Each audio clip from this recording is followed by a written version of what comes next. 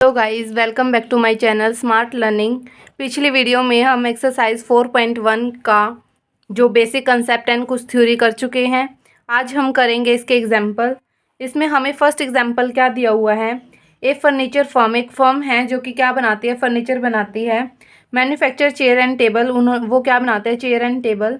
हमारे पास क्या आ गए हैं, दो चेयर, मतलब एक तो चेयर आ गया, एक क्या आ गया, टेबल आ गया। ठीक है, each requiring the use of 3 machine ABC। Chair को भी और टेबल को भी क्या चाहिए, मशीन चाहिए ABC। ठीक है, हम इस तरीके से इसको एक टेबल में बना लेंगे पहले, ताकि हमारी इक्वेशन बनानी हमें क्या हो जाए, आसान हो जाए। देखो फिर क्या बोला हुआ है इन्होंने, प्रोडक्शन ऑफ 1 चेयर। एक चेयर को मतलब बनाने के लिए requires 2 hours of on machine. ठीक है, मशीन ए मशीन की कितनी ज़रूरत है चेयर बनाने के लिए, 2 हार, तो हमने लिख दिया 2। 1 हार ऑन मशीन बी, चेयर के लिए ही बताया हुआ है इन्होंने। 1 हार ऑन मशीन बी के लिए 1 हार। 1 हार ऑन मशीन सी, 1 हार सी के लिए। ठीक है, मतलब हाँ, सी मशीन के लिए। ईच टेबल, अब टेबल के लिए बताया इन्होंने 1 hours each on machine A. 1 hours machine A का चाहिए उन्हें और बी का भी। ठीक है, ए एंड बी लिखा है तो ए और बी दोनों के लिए 1 1 चाहिए। 3 हार ऑन मशीन सी, तो 3 हार होने चाहिए सी के लिए। The profit realisation by selling 1 chair is, एक चेयर को बेचने के लिए, अब चेयर ये है, इस चेयर को बेचने के लिए हमारे पास एक चेयर के लिए 30 रुपीज़ है प्रॉफिट, उसमें हम बना रहे हैं। ठीक है, हम मान लेते हैं let x chair will be sold. मान लेते हैं हमने एक्स चेयर सोल्ड की है एंड वाई टेबल सोल्ड की है। ठीक है, तो हमारे पास देखो, जब हम एक चेयर पे 30 रुपये बना रहे हैं तो हमारे एक्स चेयर पे हमें कितने रुपीज़ का प्रॉफिट होगा, 30x का। ठीक है, और ऐसे ही टेबल पे हम कितने का बना रहे हैं, 60 का, तो यहाँ पे हो जाएगा 60y। तो हमें टोटल प्रॉफिट क्या होगा, 30x प्लस 60y। और मैंने कहा था ऑब्जेक्टिव फंक्शन, जैसे प्रॉफिट हो गया, कॉस्ट हो गया, इनको हम किससे डिनोट करेंगे, मतलब ये हमारा ऑब्जेक्टिव फंक्शन होता है, इसको हम जेड से डिनोट करते हैं। ठीक है, तो 30x प्लस 60y क्या हो गया हमारा प्रॉफिट फंक्शन। हम लिख देंगे कि z is a profit, total profit function. फिर हमें क्या बोला हुआ है, the total time available per week. हर हफ्ते हमारे पास कितना टाइम अवेलेबल है वीक ऑन मशीन ए के लिए। जैसे ये ए मशीन है, हम अपना ध्यान से देखेंगे कि कहीं हम यहाँ पे लिख दे। ठीक है, मशीन ए के लिए बोला है तो यहाँ पे इसके हार्स आएंगे, 70 हार्स अवेलेबल है इसके पास। मशीन बी के लिए हमारे पास 40 हार्स अवेलेबल हैं। ऑन मशीन सी हमारे पास कितने अवेलेबल हैं, 90 हार्स। ठीक है, 90 हार्स अवेलेबल है। हमने क्या बनाना है, develop a mathematical formulation so as to find the number of chairs and tables that should be made per week so as to maximise the profit. हमने मतलब इस तरीके से हमारी मैथमेटिकल इक्वेशंस बनानी है कि हम क्या कर सके, चेयर एंड टेबल की जो नंबर है वो भी फाइंड कर सकें और कितना प्रॉफिट हम मैक्सिमाइज कर सकते हैं वो भी हम फाइंड कर सकें। बट यहाँ पे डेवलप पे मैथमेटिकल फॉर्मुलेशन कहाँ है, तो हम सिर्फ क्या करेंगे, यहाँ पे इक्वेशन तक इसको बना के छोड़ देंगे। अब देखो इन्होंने क्या कहा है कि जो 70 हार्स हैं वो अवेलेबल हैं मतलब ए मशीन के लिए। अब उससे ज़्यादा हार्स थोड़ी है। मान लो हमसे कोई कहे कि आप कितने टाइम फ्री हो, हम कहते हैं ना कि 2 हार्स मैं फ्री हूँ। अब ये तो नहीं 2 का हम 2.5 फ्री हो जाएंगे। ठीक है, 2 का मतलब 2 ही होता है, इससे कम हो सकता है, मतलब इससे कम फ्री रह सकते हैं हम, इससे ज़्यादा तो नहीं रहेंगे। ठीक है, तो यहाँ पे जो इक्वेशन है देखो, मैंने एक्स चेयर्स के लिए हमने क्या बनाया था, एक्स, तो देखो यहाँ पे क्या करेंगे, 2x, क्योंकि हमने 2 चेयर बनाई थी, यहाँ पे 2 हार्स यूज़ करे हैं। ठीक है, यहाँ पे ये हार्स हैं, 2 हार्स प्लस टेबल के लिए 1 हार्स y, वो कितने आ जाएंगे, 70। और यहाँ पे ये वाला साइन लगेगा या फिर ये वाला साइन लगेगा, तो आप देखिए 70 अवेलेबल है उसके पास, मतलब इससे कम वो दे सकता है, ज़्यादा तो दे नहीं सकता। तो हम यहाँ पे 70 क्या है, मैक्सिमम हमारे पास हार्स हैं, मतलब यहाँ पे क्या आ जाएगा कि यहाँ पे कम जरूर लग सकते हैं, इससे ज़्यादा नहीं लगेंगे। तो इस अकॉर्डिंग हमने अपना जो ये सिंबल है वो लगाना है इनइक्वालिटीज़ का। तो यहाँ पे देखो हमने चेयर्स के लिए कितने हार्स दिए हैं, 1 हार। ठीक है, और यहाँ पे टेबल को कितना हार्स दिया है, 1। तो यहाँ पे भी हमारे पास क्या आ जाएंगे, अवेलेबल 40 थे। फिर यहाँ पे क्या था, एक्स प्लस 3y, अवेलेबल कितने थे 90 थे। तो ये हमारी हो गई 3 इक्वेशन। और मैंने कहा था जो नॉन नेगेटिविटी इनइक्वालिटीज़ है, रेस्ट्रिक्शंस है, वो हम अपने अकॉर्डिंग ले सकते हैं। तो ये 5 इक्वेशन हमारे पास हो गई है और हमारा जेड फंक्शन क्या आया है 30x + 60y। तो ये हमारा क्या होगा mathematical formulation of LPP problem. देखो 2x + y < 70, x + y < 40, x + 3y < 90, x0 y0 और यहाँ पे हमारा z आ गया।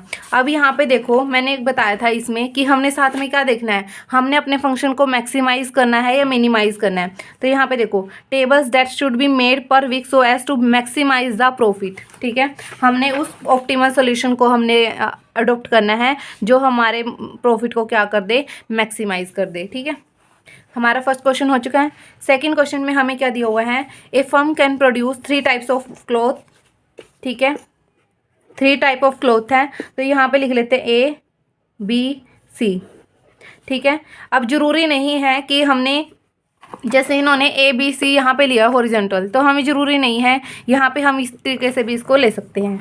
ठीक है, 3 काइंड्स ऑफ वूल, हमने क्या बनाना है 3 काइंड्स ऑफ वूल हमने चाहिए। ठीक है, यहाँ पे हमें क्लॉथ दिए हैं, यहाँ पे हमें 3 काइंड्स ऑफ वूल दिए हैं जो कि किस किस कलर के हैं। एक रेड वूल है, ठीक है, और एक ग्रीन वूल है, एक हमारे पास कौन सा है, ब्लू है।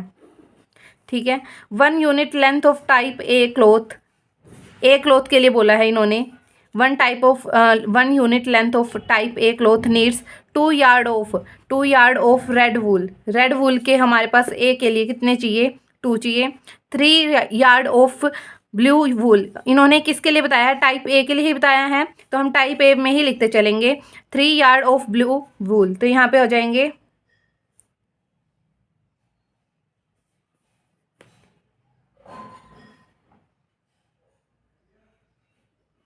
और देखो यहाँ पे ग्रीन था, यहाँ पे हमें देखो यहाँ पे हमें रेड और ब्लू के लिए बोला गया है, ग्रीन के लिए हमें कुछ नहीं बोला है, मतलब ग्रीन के लिए हमने लिया ही नहीं है। ठीक है, अब इन्होंने बोला है 1 unit length of type B, B के लिए क्या बताया हुआ है 3 yard of red wool, 3 yard of red wool, 2 yard of green, 2 हो गया, 2 यार्ड ऑफ ब्लू, तो यहाँ पे 2 हो जाएगा। 1 unit length of type C, C के लिए बताया हुआ है इन्होंने need 5 yard of green wool and 4 yard of, मतलब ग्रीन और ब्लू के लिए बोला है, रेड के लिए नहीं बोला है, तो यहाँ पे 0 ले लेंगे हम। ठीक है, ग्रीन के लिए इन्होंने 5 बोला है एंड ब्लू के लिए इन्होंने 4 बोला है, इतना हो गया। The firm has only a stock of 8 yard of red wool. देखो रेड वूल हमारे पास ये है, ये वाली लाइन, इनके पास कितना है, सिर्फ 8 यार्ड है भी, हम ज़्यादा से ज़्यादा 8 यार्ड दे सकते हैं तुम्हें रेड वूल के लिए।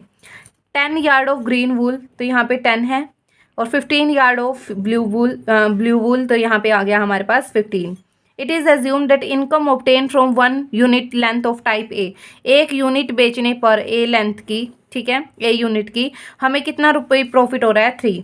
हम मान लेते हैं ए के लिए एक्स है हमारे पास। ठीक है, ए जो हमारा क्लॉथ है, मतलब ए पे जो हमने क्लॉथ लगाया है उसमें हम उसका प्रॉफिट हमें कितना हो रहा है, इनकम कितनी हो रही है 3 रुपीज़। तो ए को हम एक्स मान लेते हैं, बी के लिए हम वाई मान लेते हैं, और सी के लिए हम क्या मान लेते हैं जेड, या फिर x1 x2 x3, हमारी मर्जी है। ठीक है, तो आप देखो यहाँ पे हमें ए पे कितना प्रॉफिट हो रहा है 3 रुपीज़। तो एक्स हमने बेचे है ना क्लॉथ, हमने कितने सेल किए हैं क्लॉथ एक्स, तो यहाँ पे हमें एक्स क्लॉथ के लिए 3x प्रॉफिट हो जाएगा। अब जैसे मान लो मैं 10 पेन लेके आई, मैं कह रही हूँ एक पेन पे मेरे को 2 रुपये बचते हैं, मीन्स 2 का प्रॉफिट हो रहा है, तो 10 पेन पे मेरे को कितने बचेंगे 20 होएंगे ना। तो हमने क्या किया 2 × 10। अब हमें नहीं पता कि हमने कितने सेल करे, तो हमने एक्स मान लिया, और एक पे मेरे को कितने बच रहे हैं 3 रुपीज़ यहाँ पे बचे हुए हैं, तो 3 × x करेंगे तो टोटल प्रॉफिट हमें मिलेगा ना, तो यहाँ पे 3x हो गया। फिर इन्होंने बी टाइप ऑफ क्लॉथ के लिए हमें 5 बताया है, तो यहाँ पे हो गया 5y। सी के लिए इन्होंने 4 बताया है, तो यहाँ पे हो गया 4z। और ये फंक्शन हमारा क्या होगा, अब यहाँ पे z हमने यूज़ कर लिया ना, यहाँ पे हम w यूज़ कर लेते हैं, क्योंकि प्रॉफिट फंक्शन जो होता है हम उसको क्या मान लेते हैं, या फिर इनकम फंक्शन को z मानते हैं, कैपिटल Z। ठीक है, या फिर इसको स्मॉल z ले लेना। फॉर्मुलेट द प्रॉब्लम, हमने सिर्फ क्या करना है, प्रॉब्लम को फॉर्मुलेट करना है as a linear programming problem so as to maximise the profit. अब हमने क्या बताना था, मैक्सिमाइज, तो हम ऐसे इस टाइप से लिख देंगे इसको, maximise z is equal to 3x + 5y + 4w। ठीक है, इस टाइप से लिख दिया, हमारे पास एक इक्वेशन हो गई। अब हमने सिर्फ इसको यूज़ करना है। अब देखो रेड के लिए हमारे पास क्या है, ये हमने क्या माना था, इसको x माना था, इसको y माना था, इसको z माना था। तो यहाँ पे हमने कितने यार्ड यूज़ करे हैं, 2, तो 2x हो गया। b के लिए कितने यार्ड यूज़ करे हैं, 3, और z के लिए नहीं करा तो 0। अब यहाँ पे कौन सा साइन आएगा हमारे पास, देखो 8 क्या है, मैक्सिमम है। 8 यार्ड से हम 9 यार्ड तो नहीं बना सकते ना, तो 8 हमारे पास मैक्सिमम है, तो हम क्या लगा देंगे, ये हमने ये खुद से सोचना है कि हमने दिया क्या हुआ है। अगर यहाँ पे लिख देता कि एटलीस्ट 8 यार्ड तो है, एटलीस्ट का मतलब क्या है कि कम से कम इतने तो तुम्हें मिलेंगे, ज़्यादा भी मिल सकते हैं, तो हम इस साइड साइन लगा देते हैं। ठीक है, ऐसे 2x + 3y कि ये 8 तो हो ही सकते हैं, इससे ज़्यादा भी हो सकते हैं। ठीक है, लेकिन यहाँ पे इन्होंने बोला कि हमारे पास सिर्फ 8 यार्ड है। ग्रीन के लिए इन्होंने बोला 10 है, तो यहाँ पे 0 है। यहाँ पे क्या हो जाएगा, 2y + 5z इक्वल में 10।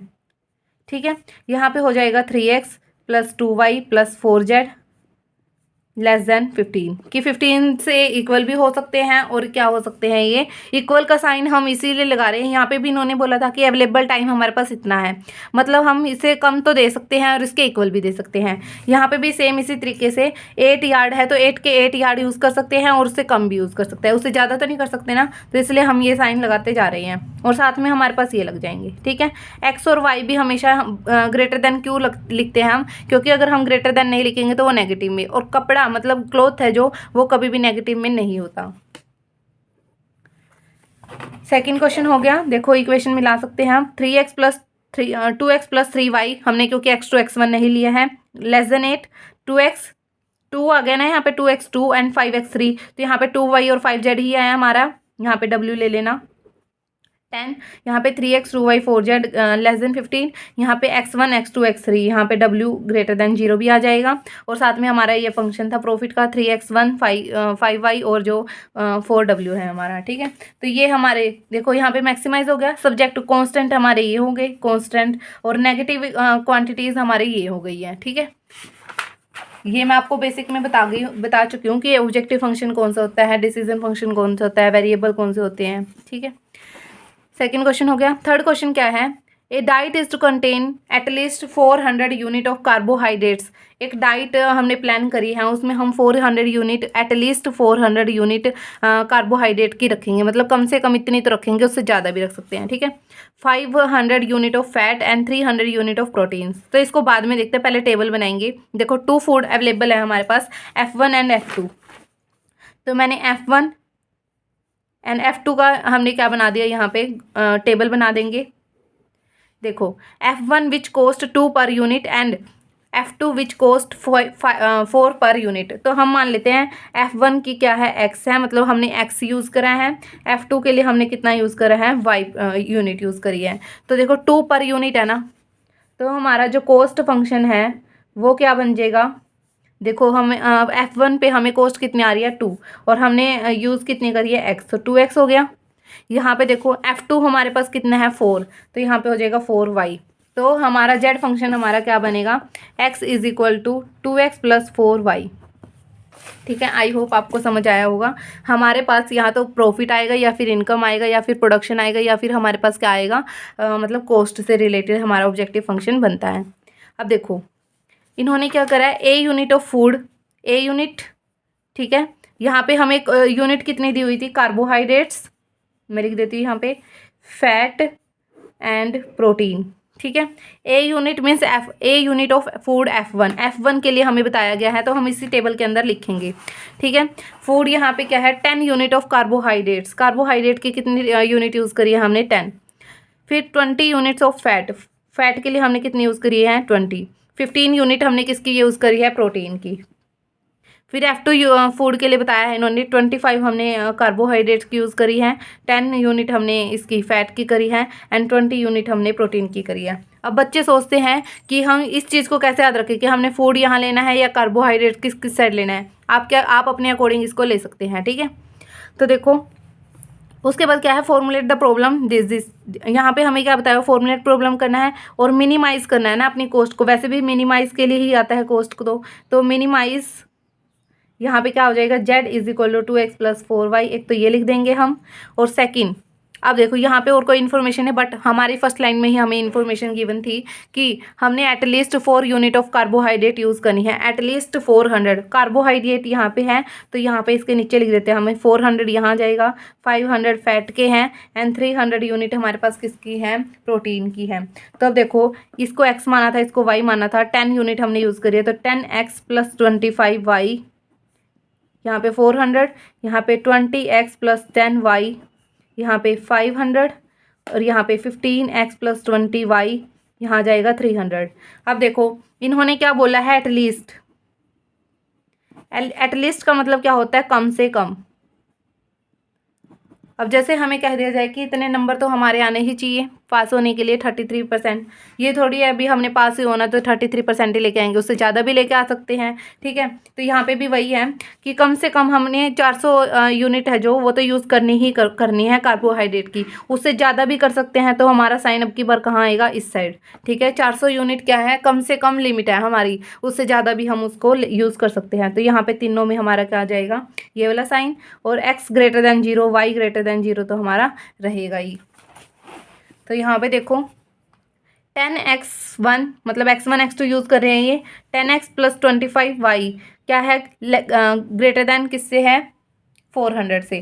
20x plus 10y greater than 500, 15x plus 20y is greater than 300, x1 x2 क्या है, ग्रेटर देन 0, ठीक है। बिल्कुल सेम उसी तरीके से हम xy भी ले सकते हैं और x1 x2 भी ले सकते हैं, वो आपकी मर्जी है। फोर्थ क्वेश्चन क्या है, the objective of a diet problem is to ascertain the quantities of certain foods that should be eaten to meet certain nutritional requirement at a minimum cost. हमने क्या बतानी है, पहले तो मिनिमम कॉस्ट ही बतानी है, ठीक है। डाइट प्लान कर रहे हैं, इसमें भी consideration is to limited to milk, butter, eggs, to vitamin A B C. तो मान लेते हैं, देखो milk, butter, eggs and vitamin A, B and C. वैसे इन्होंने टेबल दी हुई है इस वाली सब में, तो ठीक है, जरूरत भी नहीं थी बनाने की हमें। तो देखो हम लिख देते हैं अब ए के लिए यहाँ पे क्या है, 1, 1 एंड 10, बी के लिए 100, 10 एंड 10, 10, 100, 10, यहाँ जाएगी minimum daily requirements 1, 50 and 10, and cost आ जाएगी मिल्क की हमारे पास है 1 रुपीज़, 1.10 रुपीज़ एंड यहाँ पे 0.5। देखो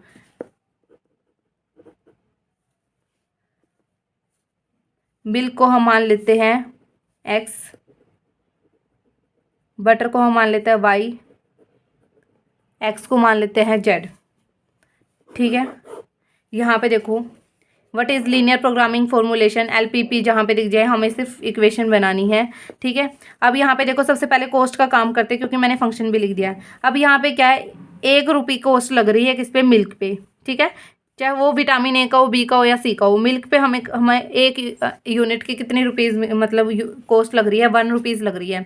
हमें नहीं पता हमने कितने लीटर मिल्क बेचा है, तो हमने मान लिया x लीटर हमने सोल्ड किया है, ठीक है। ये लीटर में है, ये केजी में है एंड ये किस में है, डजन में है, ठीक है। तो यहाँ पे हमने x यूनिट सेल की है, यहाँ पे y यूनिट सेल की है, यहाँ पे z यूनिट सेल किया है। तो जब 1 यूनिट हमें 1 रुपये की मिल रही है, तो x यूनिट हमें कितने रुपए की मिलेगी, x की, ठीक है। y कितने का मिलेगा, 1.10 y प्लस z कितने का मिलेगा, 0.5 z, ठीक है। आई होप आपको ये कॉस्ट फंक्शन समझ आया होगा। अब थर्ड बात क्या है, ये इक्वेशन बनाना। अब इन्होंने कहा है विटामिन ए के लिए हमारे पास डेली रिक्वायरमेंट कितनी है, ठीक है। यहाँ पे हमारे पास विटामिन ए के लिए कितनी रिक्वायरमेंट है, 1 mg। तो यहाँ पे मिनिमम डेली रिक्वायरमेंट बोला है, मिनिमम मतलब कम से कम, जैसे हमने पिछले समय किया था एटलीस्ट, ठीक है। मिनिमम मतलब ये तो है ही, इससे ज़्यादा जरूर हो सकती है। तो इसके लिए मिल्क के लिए हमने क्या माना था, x plus Y plus 10z, ठीक है। और यहाँ पे क्या है, 1। यहाँ पे क्या आएगा, अब इस साइड आएगा या फिर इस साइड आएगा, कम से कम बोला है ना, तो ये ज़्यादा भी हो सकती है, ये वाली चीज़ हमारी ज़्यादा हो सकती है, तो इस साइड हम इसको रखेंगे। यहाँ पे क्या है, 100x plus 10y plus 10z, यहाँ पे भी हमारे पास क्या आ जाएगा, 50। फिर क्या है, 10x plus 100y plus 10z, यहाँ पे भी क्या आ जाएगा 10, और ये तो हमारे पास रहेंगे ही। ठीक है, तो देखो x1 x2 plus 10x3 greater than 1, यहाँ पे ग्रेटर देन 50, यहाँ पे ग्रेटर देन 10। ठीक है, तो हम ये लगा देंगे। Fifth question is very important question. ठीक है, आप पक्का करके जाना इसको। यहाँ पे देखो, a medicine company has factory eight 2 places. हमारे पास एक मेडिसिन कंपनी है जहाँ पे वो क्या कर रहे हैं, 2 प्लेसेस पे उनकी फैक्ट्री है। ठीक है, ए फैक्ट्री एंड बी फैक्ट्री, और वो 3 एजेंसीज को क्या कर रहे हैं, अपना जो प्रोडक्ट है वो सप्लाई कर रहे हैं, मतलब दवाइयाँ वगैरह जो है वो सप्लाई कर रहे हैं। PQR एजेंसीज हैं। The monthly requirement of agency की रिक्वायरमेंट कितनी है, 40 40 and 50 packets of medicine. And जो हमारे पास फैक्ट्रीज हैं वो कितना पैकेट्स बनाते हैं, 60 एंड 70। ठीक है, ट्रांसपोर्टेशन कॉस्ट पर पैकेट कितनी है हमारे पास, यहाँ पे जो गिवन दिए है, जैसे यहाँ पे ए जो हमारी फैक्ट्री है वो बी को किस कॉस्ट पे जो अपनी मेडिसिन है वो सप्लाई कर रही है, ट्रांसपोर्टेशन कॉस्ट पे 5 रुपीज़ पे। यहाँ पे क्यू को कितना कर रही है, 4 रुपीज़ पे, और यहाँ पे आर को कितना कर रही है, 3 रुपीज़ पे। ठीक है, बी है जो फैक्ट्री वो पी को कितने पे कर रही है, 4 पे, 2 पे एंड 5 पे। ठीक है, तो हम इस तरीके से इसका पहले डायग्राम बना लेते हैं जैसे इन्होंने बनाया है, इससे बहुत क्लियर हो जाएगा हमें। ठीक है, जैसे देखो यहाँ पे क्या आ जाएगा, फैक्ट्री ए, क्योंकि हमारे पास 2 फैक्ट्री है जो सप्लाई कर रही है। ठीक है, फैक्ट्री ए है और फैक्ट्री बी, इन्होंने बीच में क्यों लिया, क्योंकि ये जो पी एजेंसी वो इससे भी ले रही है, इससे भी ले रही है। तो यहाँ पे देखो पी एजेंसी हो गई, ये क्यू एजेंसी हो गई, ये आर एजेंसी हो गई। अब देखो इनकी पहले हाईएस्ट वो लिख लेते हैं कि देखो ए और बी के लिए कितने थे, 60 पैकेट्स, और इसके लिए कितने थे, 70 पैकेट्स, और इनके लिए कितने थे, 40 40 एंड 50। ठीक है, अब देखो मान लेते हैं जो फैक्ट्री है ए वो पी को कितना माल सप्लाई कर रही है, मतलब मेडिसिन सप्लाई कर रही है एक्स। मान लेते हैं वो कितना जो मेडिसिन है वो सप्लाई कर रही है एक्स, और क्यू को कितना कर रही है वो वाई, क्योंकि 2 वेरिएबल के अंदर हम रख लेते हैं इसको। ठीक है, वैसे तो जेड रखेंगे तो कोई वो नहीं। यहाँ पे हम देखो टोटल कितने थे उसके पास, 60 में से उसने एक्स तो पी को दे दिए, वाई उसने किसको दे दिए, क्यू को। जो बच गया, जैसे मान लो यहाँ पे 10 दिए होते, यहाँ पे 20 दिए होते, तो यहाँ पे 60 माइनस हम 30 करते तो 30 बच जाता, तो 60 माइनस 30 भी लिख सकते हैं यहाँ पे इसको। ठीक है, 30 लिखने के बजाय। ऐसे ही यहाँ पे जो बचा हुआ सारा मेडिसिन है वो हम आर को देंगे ना, तो यहाँ पे आ जाएगा 60 माइनस एक्स माइनस वाई। फिर देखो ये भी इसको कितना देगा, अब देखो इसको कितने जो मेडिसिन है उसकी पैकेट्स की रिक्वायरमेंट थी, 40 पैकेट्स की रिक्वायरमेंट थी। एक्स पैकेट उसने किससे ले लिए, ए फैक्ट्री से, तो 40 माइनस एक्स पैकेट किससे लेगा वो, बी फैक्ट्री से। क्योंकि देखो यहाँ पे कितने हैं हमारे पास, इसको टोटल 40 चाहिए, तो देखो एक्स प्लस 40 माइनस एक्स करते तो ये कैंसिल हो गया, 40 पैकेट ही इसने लिया। यहाँ पे देखो इसको भी 40 चाहिए थे, यहाँ पे इन्होंने वाई तो इससे ले लिए, तो यहाँ पे 40 माइनस वाई किससे लेगा, ये इससे। ठीक है, अब यहाँ पे देखो 60 माइनस एक्स माइनस वाई है, इसको चाहिए कितने थे, 50 में से हम इसको माइनस करेंगे तो 60 माइनस का हो जाएगा और ये प्लस के हो जाएंगे। तो यहाँ पे क्या आया, एक्स प्लस वाई माइनस 10, तो एक्स प्लस वाई माइनस 10 वो किससे लेगा, बी फैक्ट्री से लेगा। अब देखो ए पे कितनी कॉस्ट लग रही थी, 5 रुपीज़, क्यू सॉरी पी के लिए, क्यू के लिए इसकी कॉस्ट कितनी लग रही थी, ए के लिए 4। ठीक है, यहाँ पे कितनी लग रही है, 3, यहाँ पे कॉस्ट कितनी है 4, यहाँ पे कितनी कॉस्ट है 2, यहाँ पे कितनी कॉस्ट है 5। तो ये हमारा चार्ट बन चुका है। अब देखो इन्होंने और कुछ तो नहीं बोला, तो यहाँ पे हमारे पास क्या बनेगा,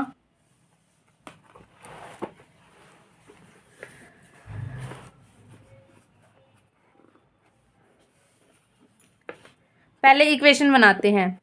यहाँ पे एक्स क्या रहेगा, ग्रेटर देन 0 रहेगा, ऐसे तो है नहीं वो माइनस में पैकेट सेल कर रहा है। ठीक है, यहाँ पे इसके लिए क्या बनेगी इक्वेशन, वाई ग्रेटर देन 0, ये सारे ही क्या लिख देंगे हम, ग्रेटर देन 0, क्योंकि ये 0 से कम तो हम पैकेट्स को बेचेंगे नहीं, सप्लाई नहीं करेंगे।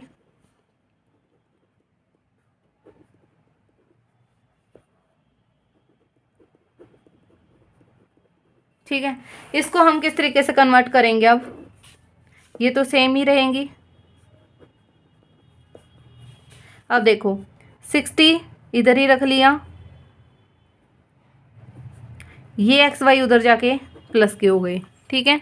ये एक्स वाई जाके, नहीं तो आप क्या कर सकते हैं, माइनस एक्स माइनस वाई, ठीक है।